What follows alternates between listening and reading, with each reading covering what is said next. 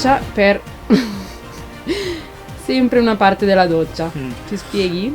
No, in verità questa qui è la casetta degli uccelli, perché vorremmo avere degli uccellini che entrano e escono dal bagno. No.